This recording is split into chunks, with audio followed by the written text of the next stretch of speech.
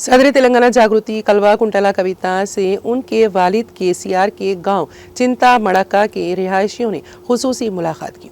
Banjara hills में वाक़ तेलंगाना जागृति के दफ्तर में बड़ी तादाद में चिंता मड़का गांव के अवाम ने मुलाकात करते हुए 21 सितंबर को बदकम्मा त्यौहार में शिरकत की दावत दी।